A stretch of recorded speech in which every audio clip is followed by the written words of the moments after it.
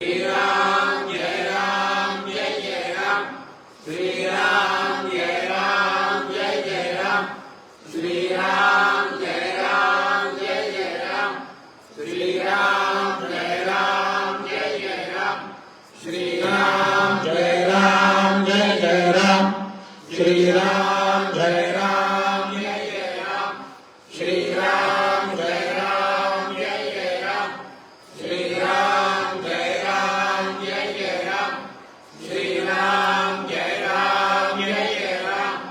श्री राम जय राम जय जय राम। श्री राम जय राम जय जय राम। श्री राम जय राम जय जय राम।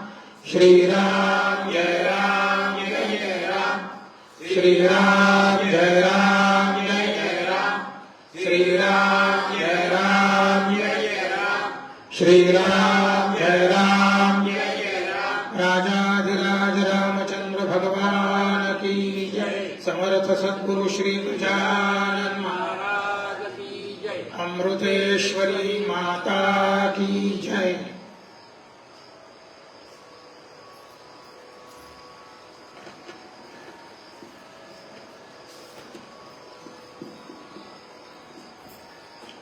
तेरा अक्षरी मंत्र जपावा। तेरा अक्षरी मंत्र जपावा। ध्यानी मनी श्री राम राम। ध्यानी मनी श्री राम राम। श्री राम जय जय राम। श्री राम जय जय राम। दैव तुझे हे तुझ्या न हाती। दैव तुझे हे तुझ्या न हाती। सोन्याची ही होते माती। सोन्याची ही होते माती। पुरती पाप मग दैवा हाती। पुरती पाप मग दैवा हाती। तेव्हा स्मरतो राम राम। तेव्हा स्मरतो राम राम। श्री राम जय जय राम। श्री राम जय जय राम। श्रद्धा ठेवा देवावरती।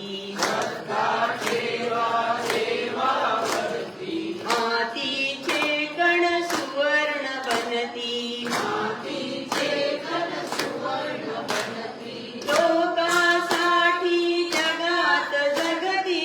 लोकासाठी जगात जगती।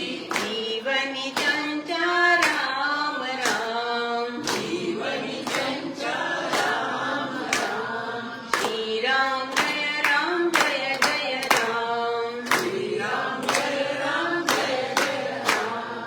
कौसल्यासुत अयोध्या राम। कौसल्यासुत अयोध्या राम। भजनी रंगे श्री राम राम। भजनी रंगे श्री राम राम। जीवनी ऐसा रंगला राम। जीवनी ऐसा रंगला राम। श्री राम जय जय राम। श्री राम जय जय राम। श्री राम जय जय राम। श्री राम जय जय राम। श्री राम जय जय राम। श्री राम जय जय राम। रामाय रामभद्राय रामचंद्राय वेदसे रघुनाथाय नाथाय सीताय पतये नमः। बघता बघता आपण समारोपाकडे वळतो आहोत. श्रीराम हे मर्यादा पुरुषोत्तम आहेत. भगवान श्रीराम हे तत्व आहे. भगवान श्रीराम भवसागर तार करण्याचं एक तंत्र आहे. भगवान श्रीराम आपल्या सगळ्यांवर कृपेचा वर्षाव आहे आणि भगवान श्रीराम सर्व प्रश्नांचं उत्तर आहे. आणि म्हणून नामाच्या चिंतने 12 वाटा पळती विघ्ने हे संतांनी आपल्या सगळ्यांना सूत्र दिलेलं आहे. आणि म्हणून नामस्मरण भगवंताचं आपण रोज या ठिकाणी करत होतो. आणि रामाच्या नामस्मरणाने आपलं जीवन तरावं अशी आपल्या सगळ्यांची आणि धारणा असते. आणि तेच मागणं आपण भगवान गजाननाच्या चरणावर या ठिकाणी रोज करत होतो. रघुवंशाचं चिंतन करत असताना भगवान रामचंद्राचे पूर्वज याचं आपण चिंतन केलेलं आहे. कशासाठी चिंतन करायचं? मुद्दाम या ठिकाणी जर त्या भगवंताची स्तुती केली, कीर्ती मानवाची गाऊ नये असं म्हटलेलं आहे. स्तुती कोणाची करायची? माणसं स्तुती करतात माणसाची आणि त्याच्यावर स्तुती सुमन उधळतात. पण जर भगवंताचं नामस्मरण केलं, भगवंताची स्तुती केली किंवा भगवंत ज्या नामस्मरणाने ज्यांच्या स्तुतीने आनंदित होतात त्यांची जर स्तुती केली तर त्याचा फायदा जीवनामध्ये होणार आहे. आणि म्हणून रघुवंशाचं चिंतन आपण या ठिकाणी केलेलं आहे. बहुतेक वेळा रामाचं चिंतन किंवा रामाचं स्मरण, रामाचं त्या ठिकाणचं असलेलं गुणगायन हे आपल्या सगळ्यांना माहिती आहे. पण रामाचे पूर्वज आणि वंशज याचं देखील चिंतन कधीतरी केलं पाहिजे. आणि म्हणून आपण दरवर्षी वाल्मिकी रामायण करतो. यावर्षी आपण मुद्दाम रघुवंशाचं चिंतन इथे करत आहोत. आणि आज तर साक्षात भगवान रामचंद्रांचं चिंतन आपण या ठिकाणी करणार आहोत. कालही केलं, आजही या ठिकाणी करणार आहोत. भगवान रामचंद्र खरं म्हणजे विष्णूचे अवतार आहेत. त्यांनी ठरवलं असतं तर काही होऊ शकते, परंतु जे भोग आहेत ते आपण भोगले पाहिजे. मी सामान्य माणूस आहे, आत्मानं मानुषम म्हणणे. आणि म्हणून माणसानी कोणता आदर्श घेतला पाहिजे? कलियुगामध्ये आपल्या सगळ्यांमध्ये त्या अडचणी येत असताना कशा पद्धतीने धीर गंभीरपणे जीवनामध्ये भवसागर पार करायचा त्याचा एक आदर्श आपल्या सगळ्यांसमोर भगवान रामचंद्रांनी घालून दिलेला आहे. नाहीतर ते ना विष्णू पृथ्वीपती, ते पृथ्वीचे पती होते, विष्णू होते. त्यांच्यामध्ये पाहिजे ते करण्याचं सामर्थ्य होते.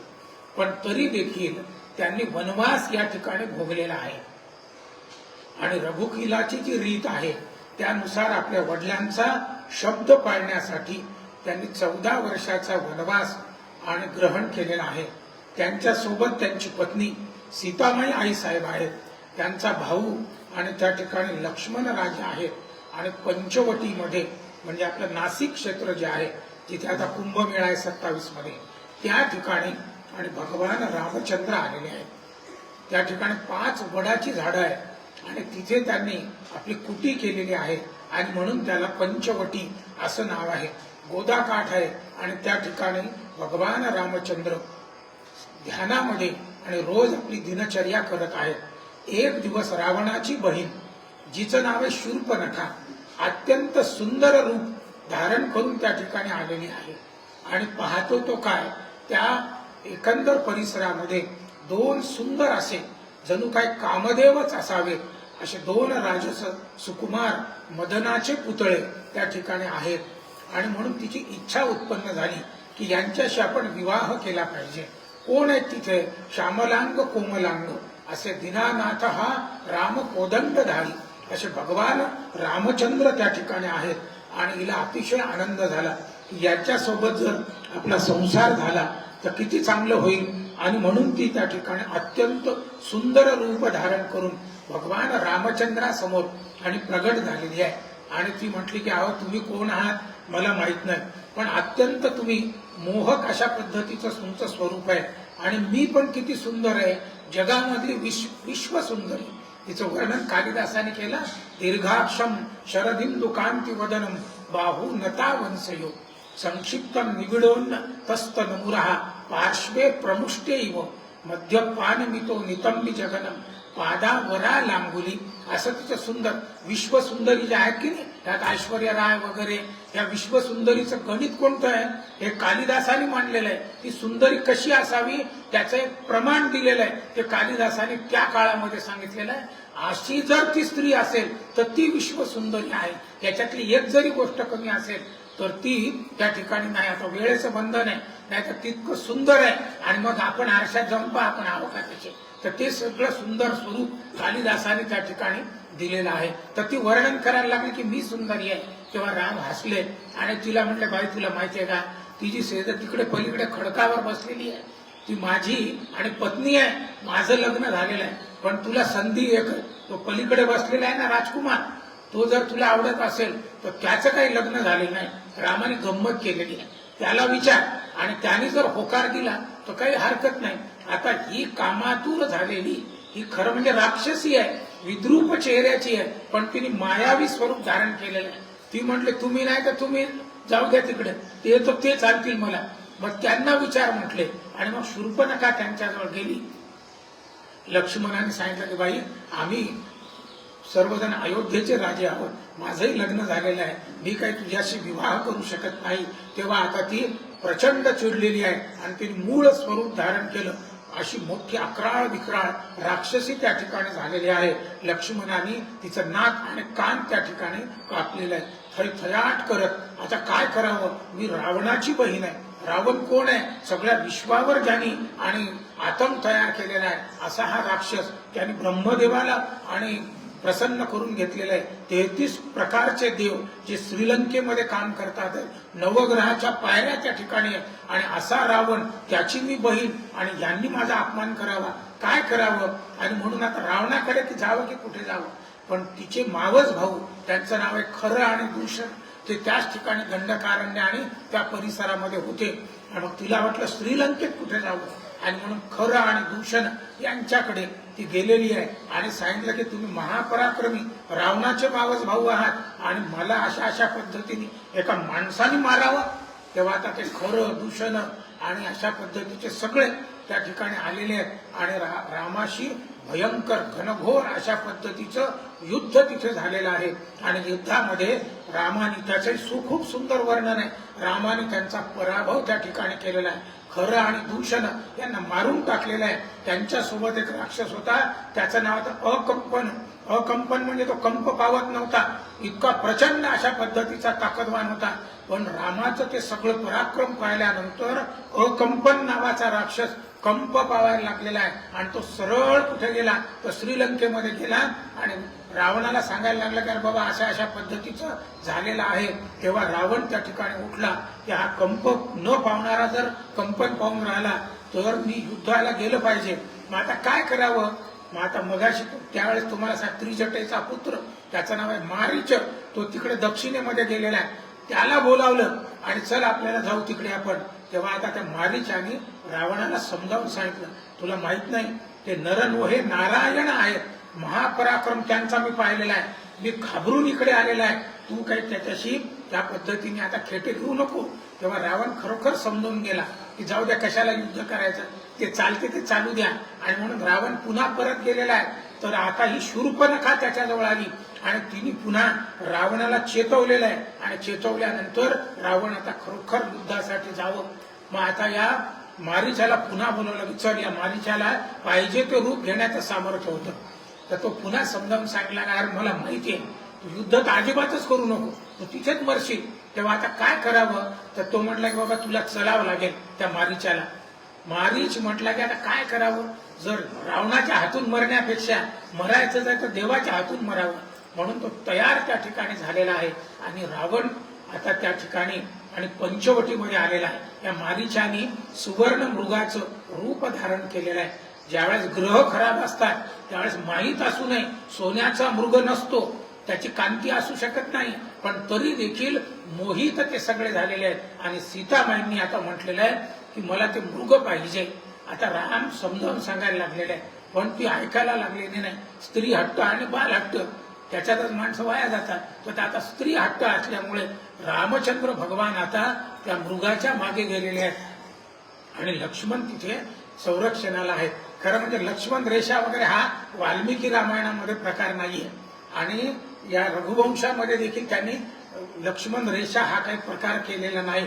पण काही रामायणामध्ये लक्ष्मण रेषा आहे आणि म्हणून माहिती म्हणून फक्त तुम्हाला लक्ष्मण त्या ठिकाणी सांगून राहिले की बाई आता आपण राम सामर्थ्यवान आहेत आणि तिकडे मारीच ओरडून राहिलेला आहे तो मृग आणि लक्ष्मण धाव वगैरे हे सगळं. तेव्हा आता सीतेचं काळी चर्र झालेलं आहे, काय करावं. ती लक्ष्मणाला म्हटलं की जा त्यांना वाचवा. तेव्हा आता लक्ष्मण तिला समजावून सांगत राहिले. अगं तू कोणाची पत्नी आहे माहितीये का? साक्षात विष्णूचे अवतार आहेत. एक पत्नी, एक वचनी, एक वाणी आहे. सामर्थ्यवंत आहेत, वरदवंत आहेत. आणि अशा पद्धतीचे असे दीनानाथ हा राम कोदंडधारी, कोदंड नावाचं धनुष्य आहे. त्यांना कोणीच पराभव करू शकत नाही. परंतु सीतामाई त्यांना आता जरा टाकून बोलल्या आणि सांगितलं की जा, माझा आदेश आहे, तुला गेलं पाहिजे. आणि मग लक्ष्मणाने पाहिजे त्या सूचना सीतामाईंना दिल्या आणि ते तिकडे गेलेले आहेत. आता इथे रावण आणि भिक्षुक वेशामध्ये आलेला आहे. त्याचे वर्णन खूप सुंदर आहे. कोणाकोणाला दान दिलं पाहिजे त्याच्यामध्ये भिक्षुकाचा देखील त्या ठिकाणी नंबर आहे. 7 लोकांना दान दिलं पाहिजे. पण आता वेळेचं आपल्याला हे आहे, तर त्याच्यामध्ये सीताबाईंनी त्यांना दान देण्यासाठी आणि समोर जे काय कंदमुळं फळं असतील ते देण्याचा प्रयत्न केला. तेव्हा रावणाने आता तिला हरण केलेलं आहे. आणि हरण केल्यानंतर त्या काळामध्ये त्याच्याजवळ पुष्पक नावाचं विमान होतं. त्या विमानामध्ये तिला घेतलेलं आहे आणि आकाश मार्गाने ते निघालेले आहेत. इकडे राम समोर गेलेले आहेत. पाहता तो हा मारीच आहे. मारीचाचा वध रामाने केलेला आहे आणि ते परत इकडे यायला लागलेले आहेत. इकडे ते नेत असताना जटायू, आता कोण आहेत जटायू आणि संपात, 29 वंशज आहेत. त्यांचं फक्त नावच आपल्याला आज घ्यावं लागणार आहे, इतके सांगता येणार नाहीत.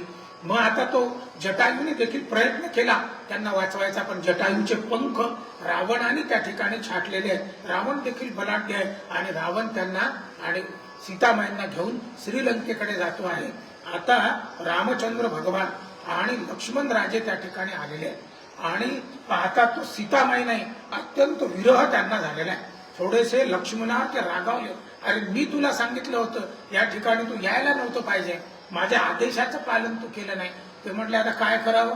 अशा पद्धतीने सीतामाईंनी मला अट टाकलेली आहे. आणि मग आता इथे भगवान रामचंद्र अत्यंत प्रेमळ आहे आणि प्रेमळ असताना त्यांचं प्रेम देखील पत्नीवर आहे आणि इतका विरह त्यांना त्या ठिकाणी झालेला आहे. ते सगळीकडे आणि झाडाला, पाना, फुलांना विचारून राहिले, माझी सीता कुठे आहे, माझी सीता कुठे आहे. पाहता तो मध्ये जटायू आहे.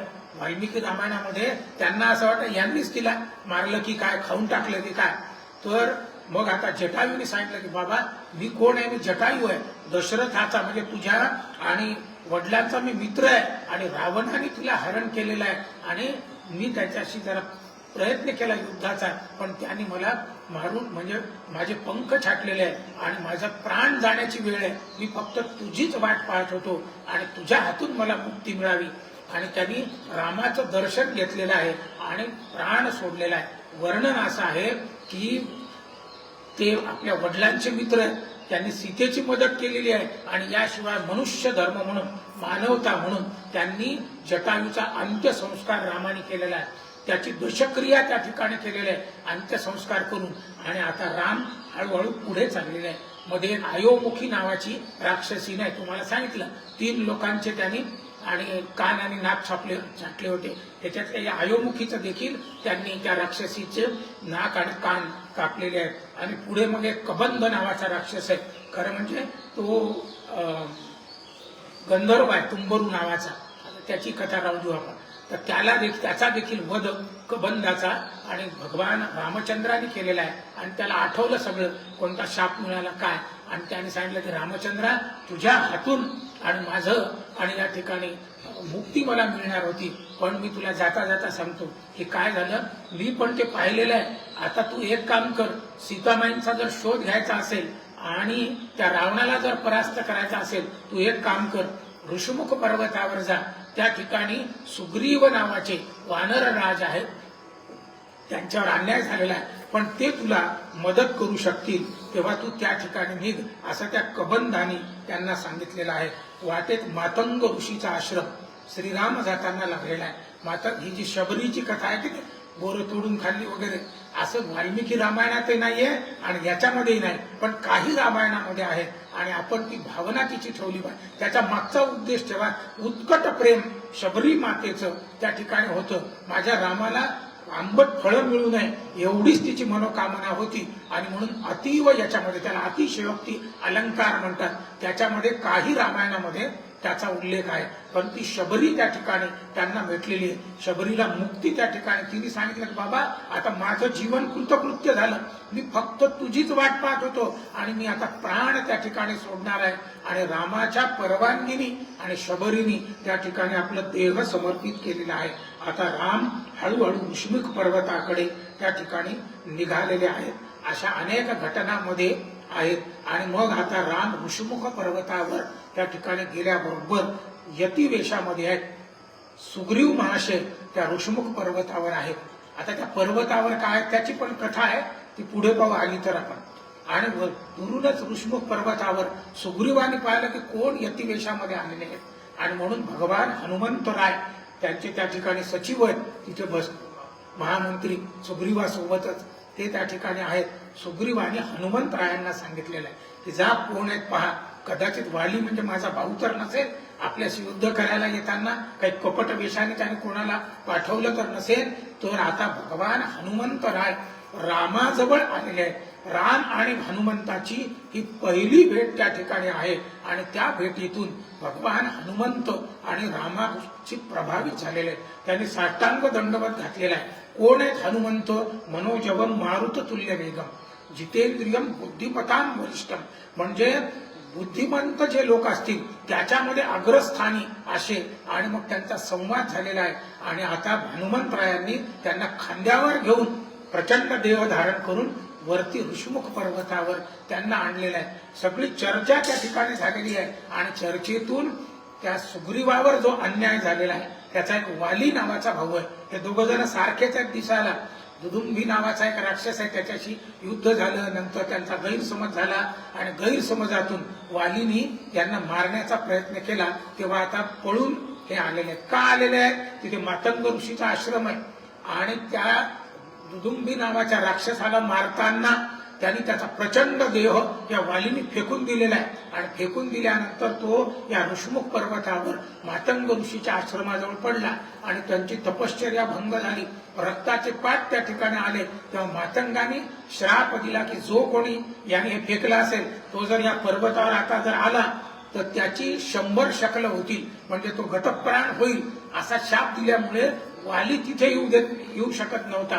म्हणून हा सुग्रीव वाचला आणि तो त्या ठिकाणी आहे. व तो सगळा वृत्तांत ऐकल्यानंतर रामाने सांगितलं की मी तुला मदत करतो, पण तुला देखील माझी मदत करावी लागेल शोधण्यासाठी. त्याने सांगितलं काही हरकत नाही. आणि मग भगवान रामचंद्राने त्या वालीचा वध केलेला आहे. त्याचे जे मग बाकीचे जे पुत्र आहेत नल नील जांबुवंत वगैरे सगळे सोबत आहेत. त्याची पत्नी आहे तारा नावाची, ती पण त्या ठिकाणी आहे. आणि हे सगळे जण मग आता सुग्रीवाचा राज्याभिषेक भगवंतांनी केलेला आहे. जी मोठी माणसं असतात ते छत्रपती शिवाजी महाराजांनी अनेकांना राज्याचा अभिषेक करण्यासाठी मदत केलेली आहे. म्हणजे छत्रसाल राजे त्यांच्याकडे आल्यावर त्यांनी म्हटलं मी तुमच्या राज्यामध्ये येतो, तर त्यांनी सांगितलं नको नको, तुझं राज्य तू कर, मला राज्य नको. हे हिंदवी स्वराज्य निर्माण झालं पाहिजे. या भारत वंशात राज्याचं आणि या भारतवर्षाचं रक्षण झालं पाहिजे. हा आदर्श शिवाजी महाराजांनी कोणाजवळून घेतला? रामराज्याजवळ. नाही तर त्यांनी राज्य केलं असतं, पण त्यांनी तसं केलं नाही. त्याला राज्याभिषेक केला. आणि म्हणजे पावसाळ्याचे दिवस असल्यामुळे काही दिवस विश्राम करावा असं त्यांनी आणि सुग्रीवाला सांगितलेलं आहे. पण पावसाळा संपूनही सुग्रीवाचं स्मरण होईना. तो राज्यामध्ये मशगूल झाला की काय, अशी स्थिती असताना आता लक्ष्मणाला आणि रामाने सांगितलं की जा थोडासा आठवण करून दे. आणि मग लक्ष्मण राजे आणि सुग्रीवाजवळ आले. त्याला स्मरण करून दिलं की तुला माहितीये का, अरे तू जो शब्द दिलेला आहे रावणाकडे जाऊन आपण सीतेचा शोध घेणार आणि सीतेला आपण परत आणणार आहे, तो विसरला की काय? अरे तुला माहिती आहे का ते कोण आहे? भगवान रामचंद्र आहे. अरे वालीला जर मारू शकतात तर तू कोणीच नाही. तर आता तू ते स्मरण कर, नाही तर तुला माहिती आहे रामचंद्र कोण आहे. तेव्हा आता तो घाबरला आणि त्याने सांगितलं की नाही नाही, माझी चूक झालेली आहे, आता आपण नक्की या ठिकाणी जाऊ. 4 तुकड्या त्याने केलेल्या आहेत. त्याचं वर्णन खूप आहे. म्हणजे सुग्रीवाला संपूर्ण भारतवर्षाचं वर्णन. आता जे संशोधक आहेत ते सुग्रीवाचंच हे करतात. म्हणजे भारत कुठून कुठपर्यंत होता या सगळ्या पद्धतीचं वाल्मिकी रामायणामध्ये तर फार सुंदर त्याचं वर्णन आहे. आणि आता एक टीम, त्याला टोळी म्हणतात, ही सगळी श्रीलंकेकडे निघालेली आहे. त्याच्यामध्ये जांबुवंत आहेत, त्याच्यामध्ये भगवान हनुमंत आहे, त्याच्यामध्ये ही सगळी मंडळी आहेत, नल नील आहे आणि हे सगळे समोर निघालेले आहेत आणि निघत असताना आणि रामेश्वर क्षेत्रामध्ये ते आलेले आहेत आणि आल्यानंतर त्यांनी पाहिलं की आता कोण जाऊ शकेल.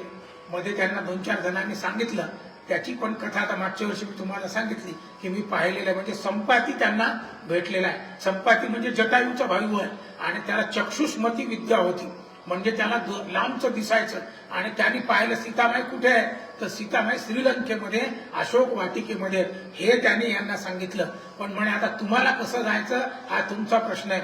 आणि मग प्रत्येक जण म्हणायला लागला की मी इतका उडू शकतो, मी तितका उडू शकतो. तेव्हा जांबुवंतांनी आता आणि भगवंत म्हणजे हनुमंताचं जागरण केलेलं आहे आणि त्याची जी मूळ शक्ती आहे त्याचं जागरण त्यांनी केलेलं आहे. आणि हनुमंत कसे आहेत, हिंदू समाजासारखे जागरण केल्याशिवाय जागे होत नाही, तसं त्यांचं जागरण त्या ठिकाणी आणि करायला लागले. तू कोण आहे, आणि जेव्हा जन्माला आला तर सूर्याला गिळण्याची सामर्थ्य तुझ्यामध्ये आहे.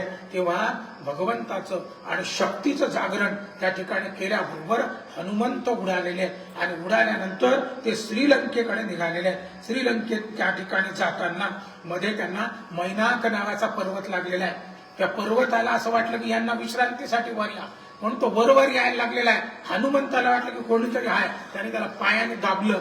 तेव्हा तो मैनाक पर्वत म्हटला तुम्हाला विश्राम करावा म्हणून या ठिकाणी मी उंच आलेला आहे. त्याने सांगितलं बाबा माझं ध्येय काय आहे, सीतामाईंना घ्यायचं आहे, आराम आराम आहे, हे त्यांनी म्हटलेलं आहे खरं म्हणजे. आणि मग आता त्या ठिकाणी एक क्षणभर मैनाक पर्वतावर ते थांबले. मग पुढे आणखी सरसा माता म्हणजे सुसरीच्या रूपामध्ये त्यांच्याजवळ अष्टसिद्धी आहे आणि त्यावरती आलेल्या आहेत. त्यांना देखील वंदन करून त्यांच्या मुखामध्ये ते गेलेले आहेत. ती पण कथा आपल्या सगळ्यांना माहिती आहे. पुढे सिंहिका नावाची राक्षसी त्या समुद्रातून वर आली, तिचा देखील वध हनुमंताने केलेला आहे. आणि मग ते खाली लंकेमध्ये उतरले. त्या ठिकाणी लंकिनी म्हणजे त्याचं रक्षण करणारी ती सेक्युरिटीची प्रमुख होती. म्हणजे महिला आत्ताच पुढे आहेत असं नाही, त्या काळामध्ये देखील महिला पुढे होत्या. या लंकिनीला माहित होतं, ब्रह्मदेवानी सांगितलं होतं की असा एखादा राक्षस एखादा वानर येईल आणि तो जर तुला परास्त ज्याने केलं की समजायचं की आता लंकेचे दिवस भरलेले आहेत. आणि या सिंहिणीने या लंकिनीने त्याला थांबवलं. एक चापट त्यांनी वर्णन केलेलं आहे, हनुमंताला मारली. हनुमंताने ठोसा मारल्याबरोबर या लंकिनीचे सगळे चक्रच फिरायला लागले आणि तिच्या लक्षात आलं का बापरे हाच तो वानर आहे आणि आता या ठिकाणी लंका संपुष्टात लवकर येणार आहे. तिने त्याला परवानगी देऊन टाकली. ते अशोक वाटिकेमध्ये आलेले. भगवान रामचंद्राने एक अंगठी त्यांच्याजवळ दिली होती. अशोक वाटिकेमध्ये त्यांची भेट सीतामाईंची झालेली आहे आणि सीतामाईंची झाल्यानंतर त्यांचा संवाद झाला. भगवान हनुमंतांनी त्या वाटिकेला उद्ध्वस्त केलेला आहे. मग किंकर नावाचा एक राक्षस त्या ठिकाणी आलेला आहे, त्याला भगवंतांनी मारून टाकलेलं आहे. त्यानंतर जांबुमाली आलेला आहे, त्याचं वर्णन केलं, त्याला चेंदामेंदाच भगवंतांनी केलेला आहे. अनेकांचा वध, खूप नाव आहेत ती खरं म्हणजे, पण इतकी सांगत बसलो तर आणखीन आपल्याला पुढे जायचंय. त्याचा देखील आणि वध, अनेकांचे वध केल्यानंतर भगवंत म्हणजे रावणाचा पुत्र आहे, त्याचं नाव आहे मेघनाद. त्याला इंद्रजित म्हणे, इंद्रावर विजय प्राप्त केला. त्याच्याजवळ निरनिराळे शस्त्रास्त्र होते आणि मग त्याने आता एका पाशाने भगवंताला ब्रह्मपाशाने बांधून टाकलं हनुमंताला आणि त्याला रावणाच्या दरबारामध्ये आणलेलं आहे. त्या ठिकाणी संवाद झाला आणि हनुमंताने अनेक त्या ठिकाणी उत्तेजना होईल अशा पद्धतीचे त्या ठिकाणी बोललेले आहेत. त्याची बाजू मात्र त्या ठिकाणी फक्त विभीषणाने घेतलेली आहे. आता याला मारून टाका असा आदेश रावणाने दिल्यावर विभीषणाने सांगितलं हा दूत आहे, तेव्हा आता काय करावं, त्याच्या शेपटीला आणि जाळा आणि त्याला सोडून द्या असं म्हटलेलं आहे. तर त्याच्या शेपटीला लंका त्यांनी जाळून टाकलेली अशी कथा आपल्या सगळ्यांना माहिती आहे. आता लंका दहनानंतर सीतेने आपला चुडामणी यांच्याजवळ दिलेला आहे आणि तो चुडामणी घेऊन भगवान हनुमंत आणि आता रामाजवळ आलेले. ही सगळी घटना त्यांनी सांगितलेली आहे. सीतामांची भेट झाली, हा चुडामणी त्या ठिकाणी आहे, हे सगळं सांगितल्यावर राम आता एकदम तयारीला लागले की आपण गेलो पाहिजे. पाहतात तो काय श्रीलंका जवळजवळ 13-14 किलोमीटर आहे, काय करावं. राम सेतू त्या ठिकाणी बांधलेला आहे राम सेतू बांधण्यासाठी कसं केलं ते नल आणि नील आणि अंगद अशा पद्धतीचे सगळे होते. अंगद हा इंजिनियर होता आणि त्यांनी ती सगळी रचना केलेली आहे. तो पूल आजही त्या ठिकाणी आहे. आपले रस्ते 15-20 दिवसातच खराब होतात आणि जवळजवळ 4 लाख वर्षापूर्वी असणारा तो रामसेतू आताही त्या ठिकाणी आहे. तर इतका सुंदर पूल त्यांनी त्या ठिकाणी बांधलेला आहे. आता विभीषण इकडे आलेला आहे. रामाचं राजनीती कशी आहे, कूटनीती कशी आहे ती त्या ठिकाणी त्यांनी सांगितलेली आहे. आणि विभीषणाला आपल्याकडे ओढून घेतलेलं आहे. कारण लंकेमध्ये कशा पद्धतीची रचना आहे, कुठून एंट्री करायची आहे, कुठे युद्ध करायचं आहे, कुठे प्रासाद आहे, हे सगळं त्यांनी विभीषणाकडून समजावून घेतलेलं आहे. आणि आता भगवान रामचंद्र आणि लंकेमध्ये उतरलेले आहे. अंगदाला शिष्टाईसाठी युद्ध हा शेवटचा पर्याय. भगवान श्रीकृष्णाने देखील दुर्योधनाकडे गेले होते की बाबा 5 गावं दे, सुईच्या टोकावर देणार नाही, इतकं म्हटल्यानंतर युद्ध केलं. तसं आता भगवान रामचंद्राने अंगदाला शिष्टाईसाठी पाठवलं. परंतु रावण ऐकेना आणि तो उन्मत्त झालेला होता.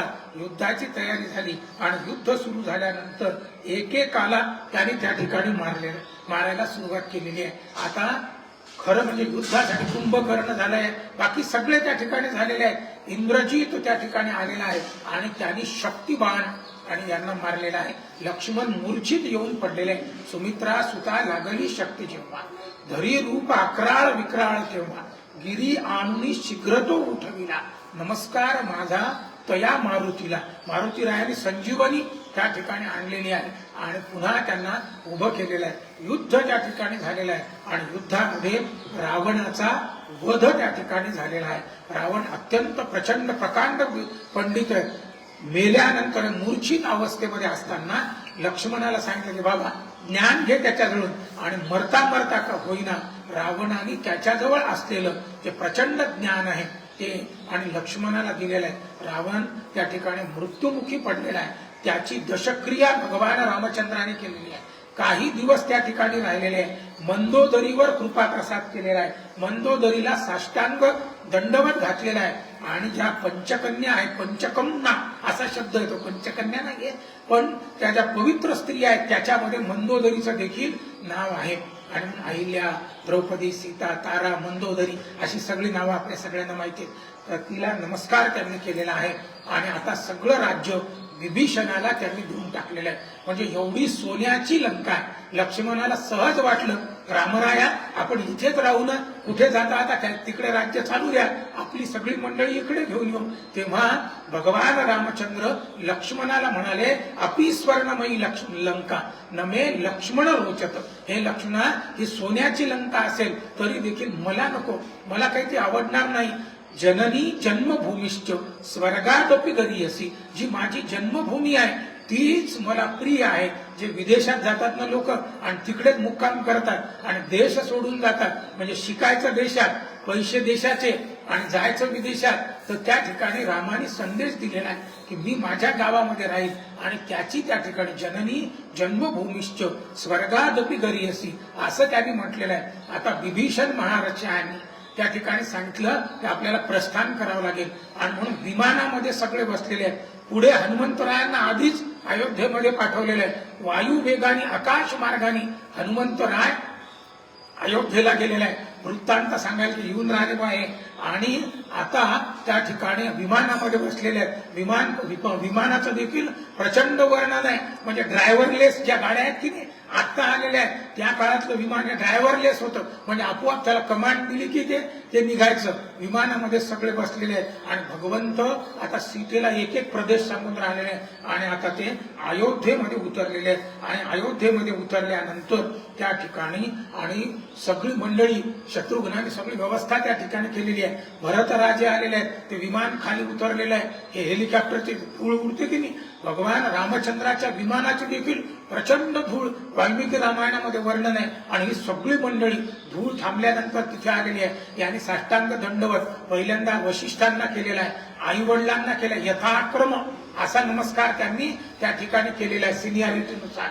आणि मग त्या ठिकाणीच आईच्या डोळ्यातून पाणी आणि भगवंताच्या चेहऱ्यावर याच्यावर डोक्यावर पडलेला आहे. तोच राज्याभिषेक समजण्यात आलेला आहे. भगवान रामचंद्र आणि आता राज्याभिषेक झालेला आहे. अतिशय आनंदाने करत असताना आता काय झालं, एक दिवस आणि एक भद्र नावाचा गुप्तचर तिथे आला आणि त्यांनी सांगितलं की गावात थोडी वेगळी चर्चा आहे. अरे बाबा काय चर्चा आहे?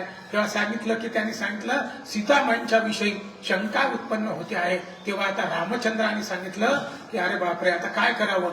यद्यपि सत्यम लोकविरुद्धम ना करणीयम ना चरणीयम. राजाला काही गोष्टी कराव्या लागतात. त्यांना माहित होतं सीतामाई आणि निर्दोष आहे, सत्य आहे, परंतु लोकविरुद्ध जर असेल तर ते करता येणार नाही. आणि म्हणून भगवंतानी त्या ठिकाणी सीतामाईंना आणि जंगलामध्ये मध्ये बऱ्याच कथा आहेत, परंतु त्यांना त्या ठिकाणी पाठवलं. वाल्मिकी आश्रमामध्ये लव आणि कुश यांचा जन्म झालेला आहे. लव नाव का ठेवलं? लव म्हणजे गायीचं शेपूट. सीतामाईंना वेदना होत असताना गायीचे शेपूट तिच्या पोटावरून फिरवण्यात आलं आणि मग लवराजांचा जन्म झाला म्हणून त्यांचं नाव लव ठेवलं. आणि कुश नावाचं गवत असते, त्याचे कुशल शब्द आहे, कौशल्य शब्द आहे. ज्याला गवत ते तोडता येत नाही कोणाला, ज्याला तोडता येते तो कुशल आहे आणि म्हणून त्या गवताचं नाव कुश आहे. तर ते गवत फिरवल्यामुळे कुश नाव त्या ठिकाणी ठेवलेलं आहे. त्यांचा जन्म झालेला आहे. आता लव आणि कुश आपल्या सगळ्यांना माहिती की स्वयंसी रामप्रभू ऐकती कुशलव रामायण गाती. मागच्या वेळेस मी तुम्हाला सांगितलेलं आहे ते रामायण त्या ठिकाणी पाहिलं आणि कडकडून मिठी त्यांनी सोडून आसन उठले राघव आणि त्यांनी त्यांना कडकडून मिठी मारलेली आहे. आणि मग त्यांना समजलं हे आपले पुत्र आहेत आणि मग आता सगळ्यांचे संसार व्यवस्थित चालू आहे. भगवान रामचंद्रांनी वाद होण्यापूर्वीच, खरं म्हणजे वाद नव्हतेच, परंतु वाद व्हायची वाट होऊ नये म्हणून त्यांनी 4 राज्य आपले स्वतःचे केलेले आहेत. आणि ते सगळेजण म्हणत होते नाही नाही, शेवटपर्यंत 4ही भाऊ एकत्रितच होते. त्यांचे पुत्र वेगवेगळ्या ठिकाणी गेले. तेव्हा राम आणि सीता यांना लव आणि कुश नावाचे पुत्र झालेले आहेत.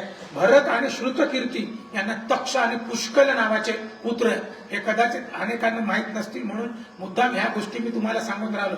पुढे 29 नावं मी तुमच्या सगळ्यांना सांगणार आहे. लक्ष्मण आणि उर्मिलेला अंगद आणि चंद्रकेतू नावाचा मुलगा झालेला आहे. शत्रुघ्न आणि श्रुतकीर्ती हे नाव लक्षात ठेवा. त्यांना शत्रुघाती आणि सुबाहू असे 2 पुत्र झालेले आहेत. म्हणजे आता या चौघांना 2-2 पुत्र म्हणजे 8 पुत्र झालेले आहेत. आता रामाने स्वतःकडे अयोध्या नावाचं राज्य घेतलेलं आहे. लक्ष्मणाला सांगितलं कारापथ नावाचं राज्य मी तुला देतो.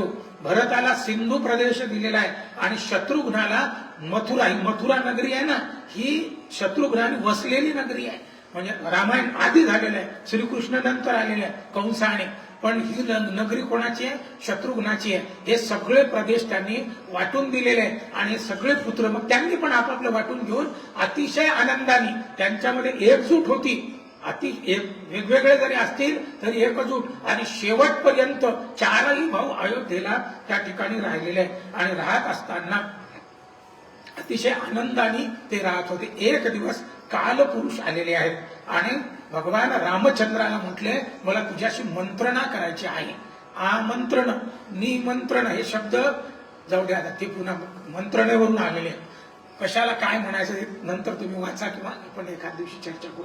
तर मंत्रणा करण्यासाठी कालपुरुष, कालदेवता म्हणजे साक्षात यमधर्म म्हणून ते त्या ठिकाणी आलेले आहेत आणि सांगितलं की तुझ्याशी मला अव्यत्यया चर्चा करायची आहे, व्यत्यय यायला नको. तेव्हा लक्ष्मणाला त्या ठिकाणी दरवाजावर ठेवलेला आहे आणि कालपुरुष म्हटले की बाबा तू जर व्यत्यय आणला तर तुला देहांत प्रायश्चित्त घ्यावं लागेल. त्याने सांगितलं की बिलकुल. आणि आज मंत्रणा सुरू आहे आणि तितक्यात दुर्वास नावाचे ऋषी त्या ठिकाणी आलेले आहेत आणि त्यांनी सांगितलं मला आत्ताच भेटायचं आहे. लक्ष्मणाने विनंती केली, अहो कालपुरुष आत आहे. अरे म्हणे कालपुरुष माझ्या पुढे काय आहे, मला आत भेटायचं आहे आणि नसेल तर मी त्या रामाला शाप देतो ती जर भेटणार नसेल. लक्ष्मणाला वाटलं मला मृत्यू आला तर चालेल. त्याने दरवाजा उघडला. कालपुरुष म्हणजे क्रोधित झालेले आहेत. आता तो त्या ठिकाणचा प्रसंग टळला आणि लक्ष्मणाने सांगितलं की बाबा रामचंद्र प्रभू आता मला प्रतिज्ञेप्रमाणे त्या ठिकाणी देहांत करावा लागेल. त्याने साष्टांग दंडवत आणि भगवंताला केलेला आहे आणि आपला देह समर्पण शरयू नदीमध्ये केलेला आहे. भगवंताला वाटलं माझ्यामुळे झालेलं आहे, माझं अवतार कार्य देखील संपलेलं आहे.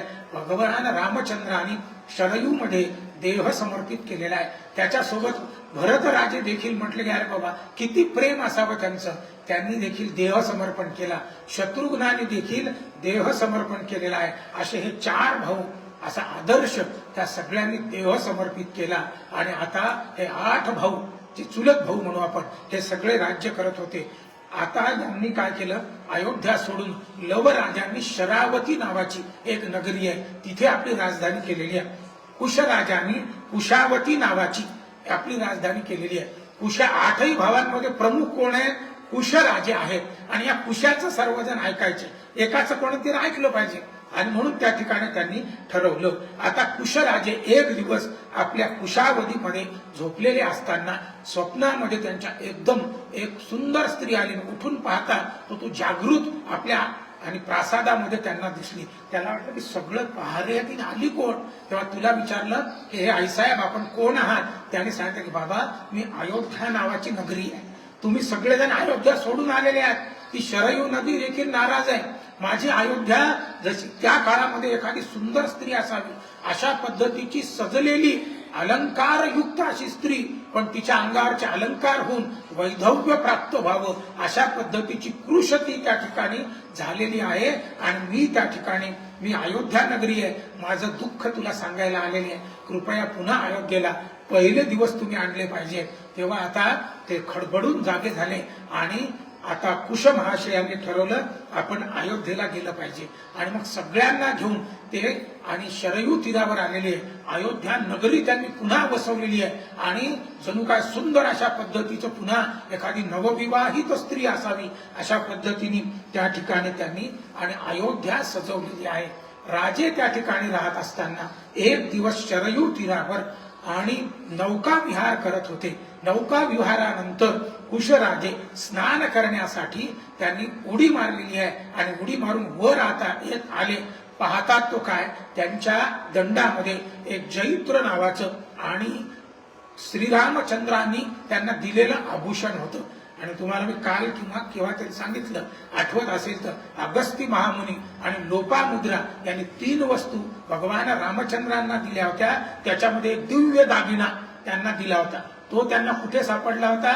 समुद्रामध्ये. अगस्तींनी आणि समुद्र पिऊन टाकला होता. पिल्यानंतर समुद्रामध्ये अनेक रत्नमणी सापडतात, त्याच्यामध्ये जैत्र सापडलं होतं त्यांना. आणि ते जैत्र त्यांनी रामचंद्रांना दिलं होतं.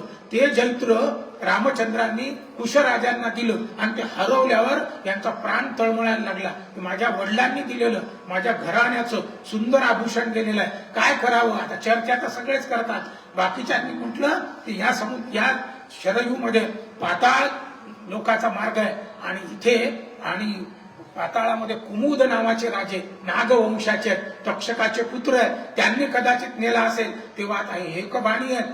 कुशराजांनी बाण काढलेला आहे आणि त्या पाताळाकडे धरलेला आहे. माझं जर जैत्र तुम्ही नेला असेल तर ताबडतोब तुम्ही आणून द्या असा बाणाचा टणत्कार त्यांनी केल्याबरोबर त्या शरयूमध्ये घोरे उत्पन्न व्हायला लागलेले आहे. गरगर गरगर पाणी फिरायला लागलेलं आहे. आणि कुमुद नावाचे राजे त्या ठिकाणी आलेले आहेत आणि त्यांनी साष्टांग दंडवत कुशाला घातलेलं आहे. आणि त्यांनी सांगितलं की अहो मी मुद्दाम नेलेलं नाही, माझ्या मुलीनी हे खेळणं म्हणून त्या ठिकाणी खाली पाताळात आणलेलं आहे, तिला ते सापडलेलं आहे, तिचा काही दोष त्याच्यामध्ये नाही.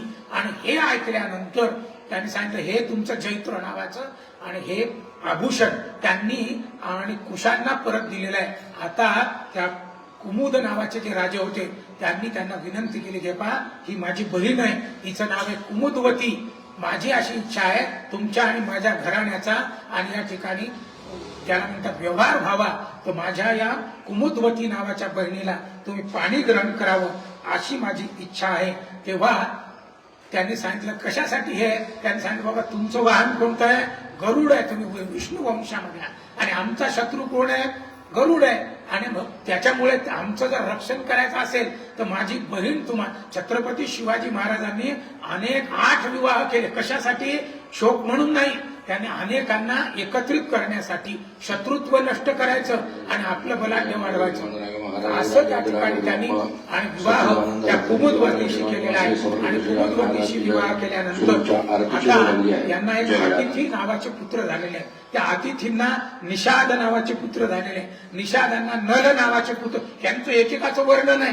पण आता वेळ झालेली आहे. नभ नावाचे पुत्र आहे, त्या नभाला पुंडरीक नावाचे पुत्र आहे, पुंडरीकाला क्षेमधन्वा नावाचे पुत्र आहे, क्षेमधन्वाला देवानिक नावाचे, देवानिकाला अहिनग, अहिनगाला परियात्र नावाचे, परियात्राला शील नावाचे, शील नावाला उन्नाभ नावाचे, उन्नाभ याला वज्रनाभ, वज्रनाभाला शंखण, शंखनाला युषिताश्व, नंतर विश्वसह, हिरण्यनाभ, कौशल्य अशा पद्धतीचे ब्रह्मिष्ठ, नंतर कमललोचन, पुष्य, ध्रुवसंधी, सुवर्ण आणि अग्निवर्ण. आता हे जे अग्निवर्ण आहेत यांना क्षयरोग झाला, मग त्यांची पत्नी राज्यावर बसलेली आहे. अशा पद्धतीची कथा ही रघुवंशाची या ठिकाणी रामाचा सगळा वंश.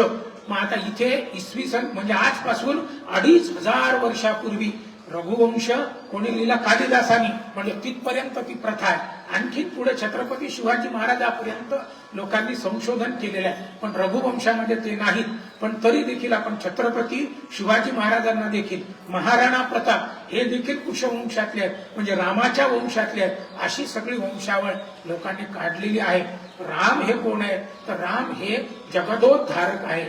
दीनानाथ हा राम कोदंडधारी, मनी लोचनी श्री हरी तोच पाहे, असं त्यांचं वर्णन केलेलं आहे. असे हे भगवान रामचंद्र आणि आपल्या सगळ्यांवर कृपेचा वर्षाव करणारे आहेत.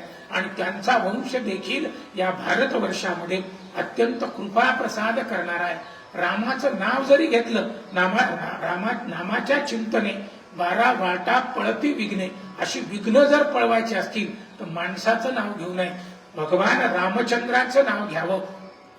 आणि म्हणून रामाच्या वंशाचं चिंतन आपण या ठिकाणी केलेलं आहे. आणि या चिंतनाच्या योगाने आपल्या सगळ्यांवर कृपेचा वर्षा होणार आहे. 3 प्रकारच्या सत्ता मी तुम्हाला सांगितल्या. एक आहे प्रतिभासिक सत्ता, जी आपण सर्वजण राहतो त्याच्यामध्येच मशगूल आहोत. म्हणजे आपल्या शोकेसमध्ये फळं असतात की नाही, सीताफळ असते, केळ असते, खरं म्हणजे दिसताक्षणी खावंसं वाटते, पण ते नाही. कळश ढिमाचे पोकळ, जळो वळीनं ते जळालं, काय करावे चित्री व फळ, परी आतुशेण. आपलं सुंदर देह दिसत असला तरी हा नाशवंत आहे आणि तो त्या आणि फळासारख्या शोकेस मधल्या. आपण ह्याच्यावरच प्रेम करतो. ते न करता दुसरी एक प्रतिभासिक सत्ता आहे, ती जी व्यावहारिक सत्ता, मृगजळासारखी दिसते पण नाहीये, असं त्याच्यातच आपण मशगूल आहोत. पण त्याच्या व्यतिरिक्त एक सत्ता आहे, भगवंताने सांगितलं, तिला म्हटलेल्या आध्यात्मिक सत्ता. त्या 2 सत्ता कायम आपल्याजवळ आहेत, प्रतिभासिक आणि व्यावहारिक. पण आपली जी आध्यात्मिक सत्ता आहे ती आपल्याला मिळवावी लागते, प्रयत्नपूर्वक मिळवावी लागते. आणि ती मिळवण्यासाठी भगवान रामचंद्राचं नाव आपण सगळ्यांनी घेतलं पाहिजे. आणि त्या दृष्टीने सगळ्यांनी व्यवहार जर केला, रामाचं नाव. आता उद्याचा दिवस, उद्या तर रामलहरी आहे. सकाळी नेहमीप्रमाणे आपला कार्यक्रम होणार आहे. कथा उद्या फक्त छोटीशी आहे. रामनामाचा जप, रामाचा जन्म पोथीचा सकाळी होईल, दुपारी मग मन यांचा जो आहे तो तर होणारच आहे. सकाळी आपण सर्वजण त्या जन्मासाठी सिद्ध होऊन यावं. राजाधिराज रामचंद्र भगवान की जय. समर्थ सद्गुरु श्री गजानन महाराज की जय. अमृतेश्वरी माता की जय.